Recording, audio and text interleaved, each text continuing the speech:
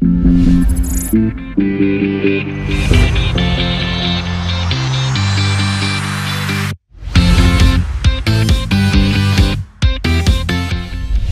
afternoon, everyone, and welcome to today's session of What's in Store.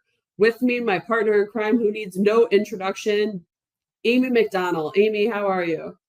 Hey, good to see you. Thanks for having me back. I can't believe that I keep getting invited back here. Yeah, I couldn't find anybody else, so I just figured I would keep Ah, asking you. okay. Amy, Now I for know the me secret. I wanted to start by asking you a question. Can I have $100 billion with a B? Can you? Of course you Yeah, can. Of course you can. Is that like in a reference to how much retailers spend on fraud prevention no, annually? no, that's how much fraudsters are stealing from Oh. retailers annually. So I just figured if these retailers are giving away their money, how do I get on board? Isn't it Um, crazy like that?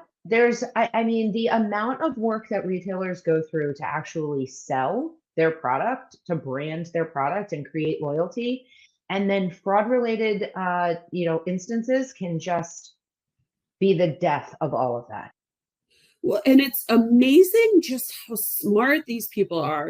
Before it was so easy to pick up on fraud. You have someone saying that they're a prince from another country, but to prove you're not into money, buy them something, wire transfer or an Apple gift card.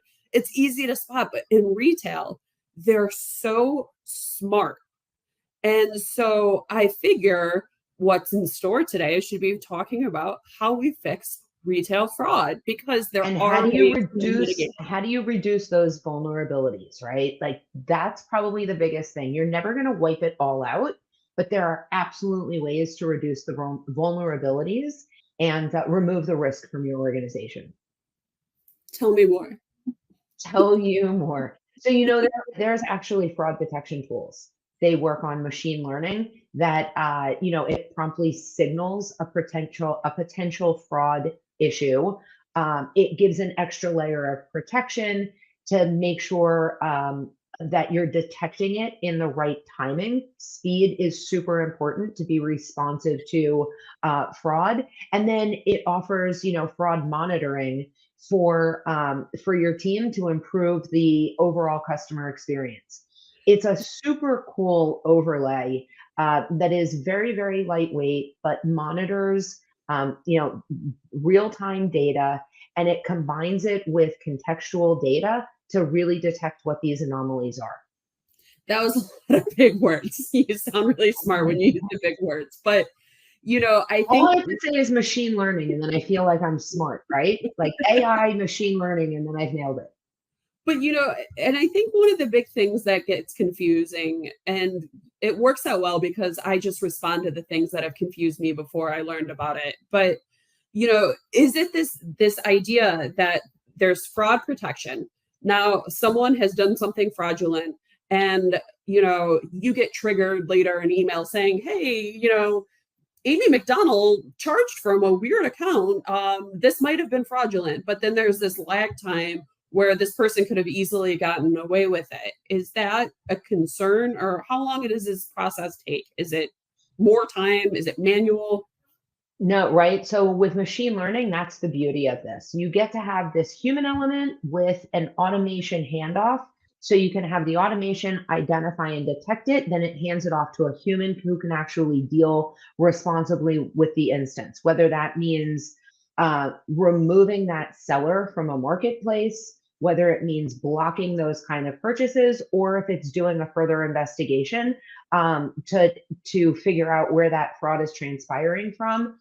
That's what we do to stop the fraudulent activity. So when you say fraud from happening, how do you detect this type of fraud? Does that mean that, you used a wrong credit card name, a number? I mean, I think that's an easy one. The credit card was declined, but are there other types of fraud that's happening?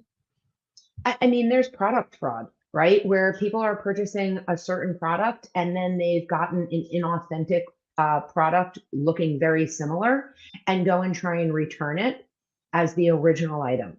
There are so many different areas of fraud that retailers are having to deal with outside of just basic credit card fraud, that it really is helpful to have a larger team um, that leverages some automation, but is also having this human touch into the understanding of the actual journey so that it can be prevented.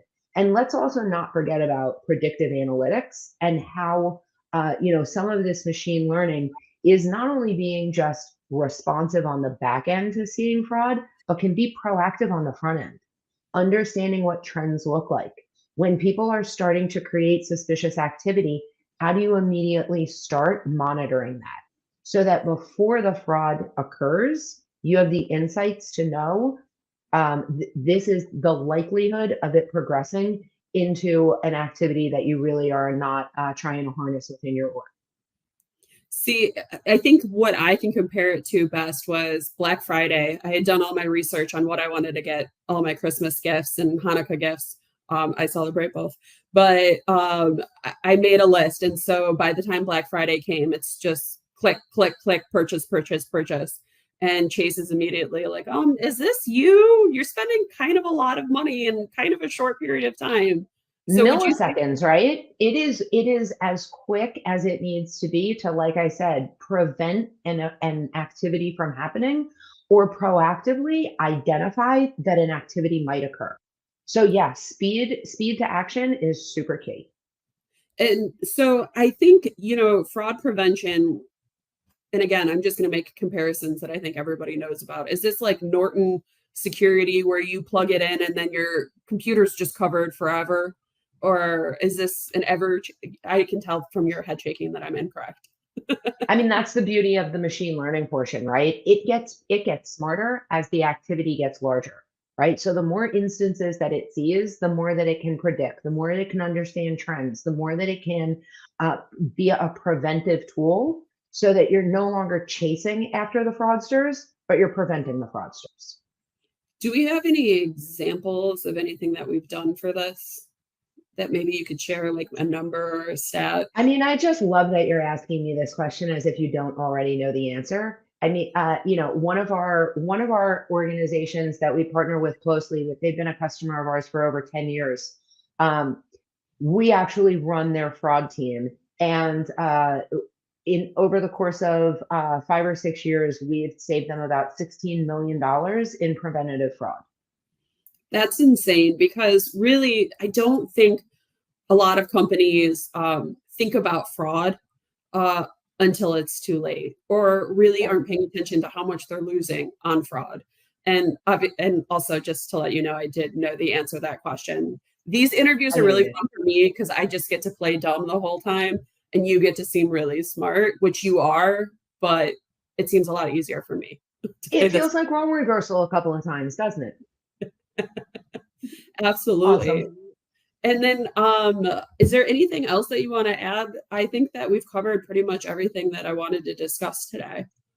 Yeah, I think the only thing that I would sum this up with is let's don't forget about the fraud piece, right? Everybody's so worried about the customer experience piece, but the reality is that when fraud happens, a company's reputation, revenue, productivity, their own stability in the marketplace is really at risk. So when every second matters when you're dealing with fraud, you should really be considering the solution that you have in place that is extending out to the contact center as well as a preventative measure.